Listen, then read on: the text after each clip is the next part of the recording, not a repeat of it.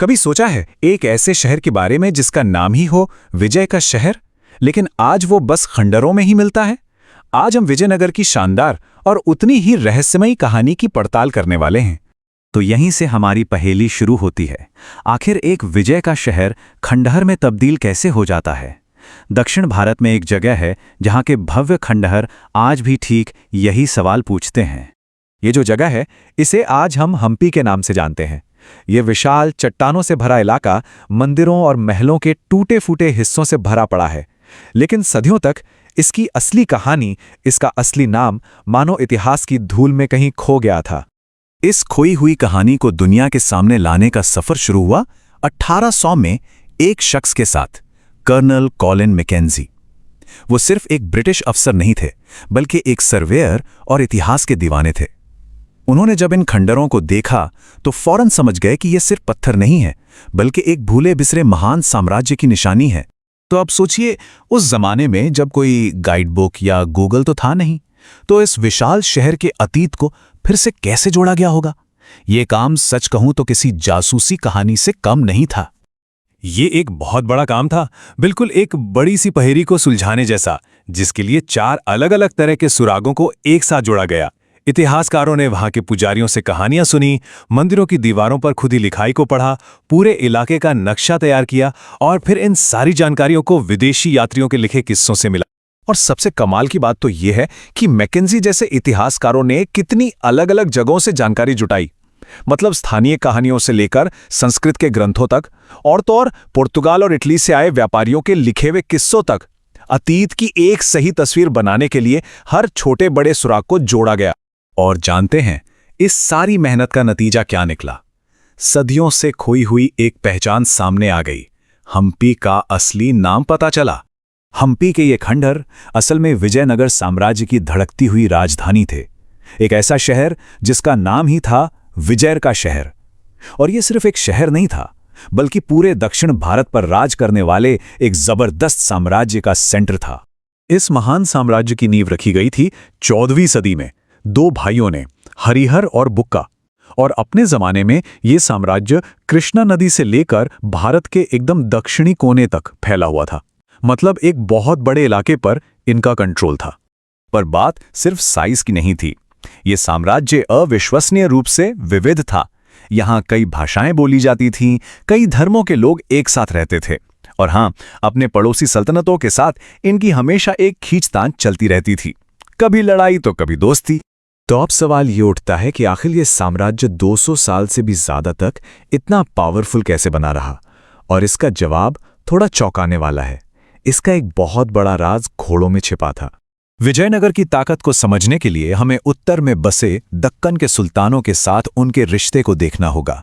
ये बड़े अजीब से पड़ोसी थे। एक तरफ तो ये कट्टर दुश्मन थे, अक्सर लड़ाइयां होती रहती थीं, लेकिन दूसरी तरफ ये बिजनेस पार्टनर भी थे। कला और आर्किटेक्चर में भी एक दूसरे से काफी कुछ सीखते थे। मतलब दुश्मनी और दोस्ती का एक गजब का कॉम्बिनेशन था। उनकी मिलिट्री पावर का सबसे बड़ा सीक्रेट था उनकी घुड़सवार सेना, और इसके लिए उन्हें चाहिए थे बेहतरीन लड़ाकू घोड़े जो आते थे सेंट्रल एशिया और अरब से। तो ये एक पूरा इंटरनेशनल ट्रेड बन गया था, जिसमें अरब के व्यापारी यहाँ के लोकल कुदरई चट्टी यानी घोड़ों के व्यापारी, और बाद में तो पुर्तगाली भी शामिल हो गए। और ये सोच साम्राज्य के सबसे महान राजा कृष्णदेव राय के शब्दों में साफ झलकती है। उन्होंने लिखा था कि एक राजा को अपने बंदरगाहों को बेहतर बनाना चाहिए ताकि घोड़ों का इंपोर्ट आसानी से हो सके। वो ये बात अच्छी तरह समझते थे कि देश की ताकत और पैसा सीधे सीधे विदेशी व्यापार से जुड़ा है। तो चलिए अब कहानी के आखिरी हिस्से की तरफ चलते हैं और देखते हैं कि इस महान साम्राज्य का अंत कैसे हुआ। साम्राज्य का दबदबा 1565 में एक ही झटके में खत्म हो गया। तालीकोटा की लड़ाई में दक्कन सल्तनतों ने मिलकर विजयनगर को बुरी तरह हराया, और इसके बाद राजधानी को बेरहमी से लूटा गया और हमेशा के लिए खंडहर बना दिया गया। ये टाइमलाइन हमें इस साम्राज्य के पूरे सफर की एक झलक देती है। 1336 में इसकी शुरुआत से लेकर 16वीं सदी में कृष्णदेव राय के राज में इसकी बुलंदी तक, फिर 1565 में इसका भयानक अंत, और आखिर में 1800 में मैकेंजी द्वारा इसकी दोबारा खोज। तो यहाँ सबसे दिलचस्प बात यह है कि साम्राज्य तो खत्म हो गया, पर उसकी यादें वो वहां के लोगों के दिलों में जिंदा रहीं। विजय का शहर तो लोग भूल गए, लेकिन हम्पी नाम याद रहा, और यही नाम अतीत को आज से जोड़ता है और हमें वापस उसी सवाल पर ले आता है जहां से हमने शुरू किया था। जरा सोचिए, एक पूरा का पूरा साम्राज्य, एक फलता फूलता शहर, आखिर रातों रात कैसे गायब हो सकता है? यही वो सवाल है जो इस पूरी कहानी के केंद्र में है, और इसी पहेली के धागे पकड़कर हम इतिहास में थोड़ा पीछे चलेंगे। तो सबसे पहले बात करते हैं इसके सुनहरे दौर की, इसके गोल्डन एज की। आखिर ये समझने के लिए कि क्या खो गया, पहले ये जानना जरूरी है कि वो था क्या। कितना शानदार था वो साम्राज्य अपने चरम पर। और इस शानो शौकत के पीछे था तुलुव राजवंश, मतलब एक ऐसा दौर जब विजयनगर की ताकत का कोई मुकाबला नहीं था। और इस दौर के सबसे बड़े हीरो थे सम्राट कृष्णदेव राय। कृष्णदेव राय का दौर जो 1509 से 1529 तक चला, मानो विजयनगर के लिए एक तूफान जैसा था।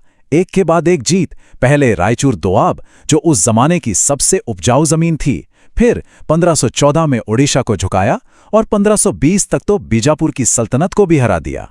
लेकिन बात सिर्फ जंग की नहीं थी, वो कला के भी बहुत बड़े संरक्षक थे। उन्होंने जो आलीशान मंदिर बनवाए, वो सिर्फ पूजा की जगहें नहीं थी, वो विजयनगर के पावर और स्टेटस का सिंबल थे। तो कुल मिला के कृष्णदेव राय के राज में विजयनगर ने वो दौर देखा जो शायद ही पहले कभी देखा हो। एक तरफ लड़ाइयों से सरहदें महफूज थीं, तो दूसरी तरफ कला और व्यापार से खजाना भर रहा था। शांति भी थी और समृद्धि भी। लेकिन सवाल यह है कि ये सब हुआ कैसे? आखिर इस सुपर पावर को चलाने वाला इंजन क्या था? चलिए अब उन सिस्टम्स की बात करते हैं जिनकी वजह से विजयनगर इतनी बुलंदियों तक पहुंचा। इनमें सबसे पहला और सबसे जरूरी सिस्टम था अमरनायक प्रणाली। अब ये क्या थी? ये एक बहुत ही स्मार्ट मिलिट्री एडमिनिस्ट्रेटिव सिस्टम था। आसान भाषा में कहें तो मिलिट्री कमांडर्स, जिन्हें नायक कहते थे, राजा को फौज मुहैया कराते थे, और बदले में राजा उन्हें जमीन और उस पर शासन करने का हक देता था। कुछ यूरोप के फ्यूडल सिस्टम जैसा, पर अपने देसी अंदाज में। और यही सिस्टम विजयनगर की असली ताकत था। तो देखिए इन नायकों की जिम्मेदारियां और ताकतें कैसे बटी हुई थीं। एक तरफ उन्हें फौज मेंटेन करनी पड़ती थी, जिसमें घोड़े, हाथी सब हों। राजा को हर साल नजराना भेजना पड़ता था, और मंदिर या सिंचाई जैसे प्रोजेक्ट्स के लिए पैसा भी देना होता था। लेकिन दूसरी तरफ उन्हें ताकतें भी कमाल की मिली थीं। किलों पर कब्जा, जमीन पर कंट्रोल, लोगों से टैक्स वसूलना, मतलब अपने इलाके के वो खुद ही राजा थे। ये एक तरह का डिसेंट्रलाइज्ड पावर मॉडल था, जो शुरू में तो बड़ा कारगर साबित हुआ। लेकिन यही सिस्टम एक दो-धारी तलवार बन गया। शुरुआत में तो इसने कमाल कर दिया। एक जबरदस्त लॉयल आर्मी तैयार हुई जिसने साम्राज्य को दूर दूर तक फैलाया। पर बाद में क्या हुआ? यही नायक इतने ताकतवर हो गए कि उन्होंने राजा के खिलाफ ही बगावत शुरू कर दी, और देखते ही देखते सेंट्रल अथॉरिटी बिखर गई। मतलब जिस सिस्टम ने विजयनगर को बनाया, उसी में उसके विनाश के बीच छिपे थे। अच्छा, एक और सवाल है। विजयनगर जिस इलाके में था वो सेमी एरिड है, मतलब पानी की काफी कमी। तो फिर इतना बड़ा शहर वहां टिका कैसे? जवाब है उनकी कमाल की वाटर मैनेजमेंट इंजीनियरिंग में। वो लोग सच में पानी के जादूगर थे। सोचिए, उन्होंने बड़े बड़े तटबंध बनाकर कमालापुरम टैंक जैसे विशाल तालाब बना डाले। तुंगभद्रा नदी का पानी मीलों दूर तक ले जाने के लिए हिरिया जैसी नहरें खोद डाली। नदी पर डैम बनाए और शहर और खेतों तक पानी पहुंचाने के लिए एक्वाडक्ट्स का एक पूरा जाल बिछा दिया। ये उस जमाने के हिसाब से एक इंजीनियरिंग का चमत्कार था, बिल्कुल। और ये सिर्फ कही सुनी बातें नहीं हैं। 16वीं सदी में एक पुर्तगाली ट्रैवलर था, डोमिंगो पेस। उसने अपनी आंखों से ये सब देखा और लिखा कि कैसे राजा ने 2 पहाड़ियों के मुंह पर एक टैंक बनवाया ताकि दोनों तरफ से आने वाला सारा पानी वहां जमा हो जाए। ये शब्द उनकी इंजीनियरिंग की जीती जागती तस्वीर पेश करते हैं। तो चलिए अब कहानी के उस हिस्से पर आते हैं जहां से सब कुछ बिखरना शुरू हुआ, पतन के बीज। आखिर वो कौन सी वजह थी जिनसे ये साम्राज्य ढह गया? धीरे धीरे साम्राज्य की नींव में दरारें आने लगी। पहली वजह, कृष्णदेव राय के बाद कोई उतना काबिल राजा नहीं आया। सब एक के बाद एक कमजोर उत्तराधिकारी साबित हुए। दूसरी वजह, वही अमरनायक सिस्टम। जो नायक अब तक वफादार थे, वो अब सिर उठाने लगे थे, बागी हो रहे थे। और ताबूत में आखिरी कील ठोकी आखिरी शासक राम राय ने, जिनकी डिप्लोमेसी इतनी खराब थी कि उन्होंने अपने सारे दुश्मनों को एक साथ अपने ही खिलाफ खड़ा कर लिया। ये एक बहुत बड़ी गलती थी। और फिर आया वो साल 1565। इतिहास में ये तारीख विजयनगर के अंत के तौर पर दर्ज है। यही वो साल था जब तालिकोटा की जंग में साम्राज्य को वो हार मिली जिससे वो फिर कभी उभर नहीं पाया। उस जंग का नतीजा क़यामत जैसा था। उस महान शहर को महीनों तक लूटा गया, जलाया गया, तहस नहस कर दिया गया और फिर हमेशा हमेशा के लिए वीरान छोड़ दिया गया। तो जो सवाल हमने शुरू में पूछा था उसका जवाब यही है, साम्राज्य गायब नहीं हुआ था, उसे मिटा दिया गया था। पर क्या कहानी यहीं खत्म हो जाती है? नहीं, क्योंकि विजयनगर की विरासत आज भी जिंदा है, पत्थरों में। चलिए अब उन खंडरों की बात करते हैं जो आज भी उस दौर की महानता की कहानी सुनाते हैं। 7। बस ये एक नंबर ही काफी है ये बताने के लिए कि शहर कितना सुरक्षित था। एक नहीं, दो नहीं, पूरी 7 लेयर्स की किलेबंदी थी राजधानी के चारों तरफ। इसे भेद पाना लगभग नामुमकिन था। और इन दीवारों को बनाने का तरीका भी देखिए, कोई सीमेंट या गारा नहीं, बस पच्चर के आकार के पत्थरों को इस तरह से काटा और तराशा गया था कि वो एक दूसरे में इंटरलॉक हो जाते थे। ये एक ऐसी तकनीक थी जो वक्त को भी मात देने के लिए बनाई गई थी। तो कुल मिला के ये शहर सिर्फ रहने के लिए नहीं बल्कि हर मुश्किल में जिंदा रहने के लिए बनाया गया था। दुश्मनों से बचने के लिए जबरदस्त किलेबंदी थी। और एक और कमाल की बात, दीवारों के अंदर ही खेत थे ताकि अगर महीनों तक घेराबंदी हो तो भी शहर भूखा ना मरे। और इसका आर्किटेक्चर, वो तो अपने आप में एक कहानी है जिसमें भारतीय मेहराबों और इस्लामी गुंबदों का एक अनोखा संगम देखने को मिलता है। ये सब कुछ आज भी उन खंडरों में महसूस किया जा सकता है। जरा सोचिए, 15वीं सदी में जब दुनिया बहुत अलग थी, तब एक विदेशी यात्री एक भारतीय शहर के बारे में ये लिखता है, दुनिया का सबसे सुसज्जित शहर। सिर्फ एक लाइन, पर यह लाइन ही उस शहर की शान और उसकी भव्यता की पूरी कहानी कह जाती है। तो अपनी ये यात्रा हम शुरू करते हैं शहर के शहरी केंद्र से, मतलब वो इलाका जहां आम लोग, शहर की ज्यादातर आबादी रहती थी, काम करती थी। एक ऐसा इलाका जो हमेशा लोगों की चहल पहल से गुलजार रहता था। देखिए, विजयनगर सिर्फ एक तरह के लोगों का शहर नहीं था। यहाँ आम लोग तो थे ही, लेकिन उनके साथ साथ अमीर व्यापारी, बेहतरीन कारीगर और शिल्पकार भी रहते थे।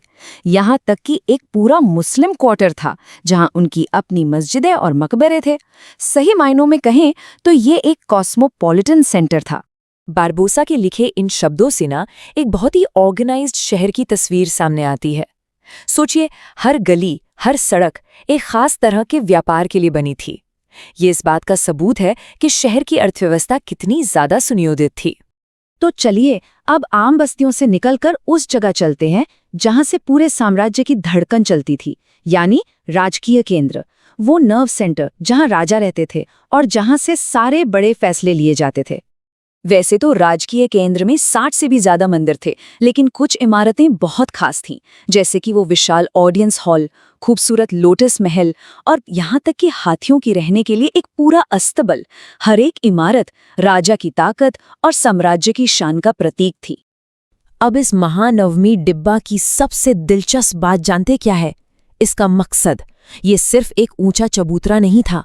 नवरात्रि जैसे बड़े त्योहारों पर राजा यहाँ अपनी ताकत दिखाता था, अपनी सेना का प्रदर्शन करता था और अपने सभी नायकों से वफादारी और नजराने कबूल करता था। ये एक तरह से पावर का लाइव थिएटर। पर यहीं एक सवाल उठता है जिस पर इतिहासकार आज भी बहस करते हैं। कुछ का मानना है कि जितनी बड़ी बड़ी रस्मों का जिक्र मिलता है, उनके लिए ये जगह काफी नहीं थी। तो आखिर इसका असली मकसद क्या था? ये आज भी एक पहेली है। चलिए अब चलते हैं विजयनगर के दिल में, उसके धार्मिक केंद्र की ओर। ये वो जगह है जो शहर बसने से भी पहले से पवित्र मानी जाती थी और इसका रिश्ता सीधा हिंदू पौराणिक कथाओं, खासकर रामायण से जोड़ा जाता है। हिंदू सुरत्राण, ये सिर्फ एक टाइटल नहीं था, ये एक बहुत ही चतुर राजनीतिक चाल थी। सुरत्राण यानी सुल्तान, ये टाइटल अपनाकर विजयनगर के राजा दक्कन के सुल्तानों को उन्हीं की भाषा में अपनी ताकत का एहसास करा रहे थे। शहर के 2 सबसे अहम मंदिर, एक तरफ विरूपाक्ष मंदिर जो बहुत पुराना है और शहर की नींव से जुड़ा है, तो दूसरी तरफ विट्ठल मंदिर जो साम्राज्य की ताकत जब चरम पर थी तब बना था। और विट्ठल मंदिर ये भी दिखाता है कि कैसे विजयनगर के शासक पूरे भारत की परंपराओं को अपनाकर साम्राज्य को एक सूत्र में पिरो रहे थे। अब जरा शहर के उन बाजारों में घूमते हैं जहां की रौनक देखकर विदेशी यात्री भी हैरान रह जाते थे। ये वो जगह थी जहां पूरी दुनिया का सामान आकर बिकता था। इन बाजारों की रौनक का अंदाजा लगाना भी मुश्किल है। कीमती पत्थर, मसाले, बेहतरीन कपड़े, क्या नहीं था यहाँ तक कि दूर दराज के देशों से आए लड़ाकू घोड़े भी यहाँ बिकते थे। यही तो वो बात थी जो विजयनगर को एक बड़ा इंटरनेशनल ट्रेड हब बनाती थी। अच्छा, अब इस वर्चुअल टूर से एक कदम पीछे हटते हैं और ये समझने की कोशिश करते हैं कि आखिर हमें इस शानदार शहर के बारे में ये सब पता कैसे चला। इसके तबाह होने से लेकर इसे दोबारा खोजे जाने तक की कहानी क्या है। ये टाइमलाइन हमें शहर की पूरी कहानी बताती है। कॉलिन मैकेंजी के पहले नक्शों से लेकर यूनेस्को की वर्ल्ड हेरिटेज साइट बनने तक का सफर। वाकई इस शहर को समझने की यह यात्रा बहुत लंबी और महत्वपूर्ण रही है। लेकिन इतिहास कालों के सामने एक बहुत बड़ी चुनौती है। वो ये कि जो कुछ बचा है वो पत्थर का है। लकड़ी से बनी चीजें जैसे महल, बाजार की दुकानें, आम लोगों के घर, वो सब तो वक्त के साथ खत्म हो गए। तो उनकी पूरी तस्वीर बनाने के लिए पुरानी किताबों और कल्पना का सहारा लेना पड़ता है। तो आखिर में विजयनगर क्या था? ये सिर्फ एक शहर नहीं था, ये अपनी सैन्य ताकत और आर्थिक समृद्धि का एक जीता जागता सबूत था। एक ऐसी राजधानी जहां धर्म और राजनीति एक दूसरे में घुले मिले थे। और हाँ, इसका पतन हमें ये भी याद दिलाता है कि बड़े से बड़ा साम्राज्य भी कितना नाजुक हो सकता है। और ये सवाल हमें सोचने पर मजबूर करता है। जैसे आज हम विजयनगर के खोए हुए लकड़ी के महलों की कल्पना करते हैं, वैसे ही सोचिए आज से सैकड़ों साल बाद इतिहासकार हमारी इस डिजिटल दुनिया को कैसे समझेंगे, जिसका कोई ठोस सबूत शायद बचेगा ही नहीं। तो ये थी विजयनगर की भव्य, शानदार और खोई हुई दुनिया की कहानी। उम्मीद है कि इस सफर में जरूर कुछ नया सीखने को मिला होगा। अगर ये चैप्टर एक्सप्लेनेशन वाकई पसंद आया हो तो इसे लाइक करें, शेयर करें और ई पाठशाला यूट्यूब चैनल को सब्सक्राइब करना बिल्कुल ना भूलें। आपकी एक छोटी सी कोशिश इतिहास के इन दिलचस्प पन्नों को दूसरे विद्यार्थियों तक भी पहुंचा सकती है। याद रखिए, ये जानकारी उन सभी के लिए उपयोगी है जो एनसीईआरटी को कॉन्सेप्ट के साथ समझना चाहते हैं। ज्ञान बांटने से ही बढ़ता है। हमारे साथ जुड़ने के लिए धन्यवाद।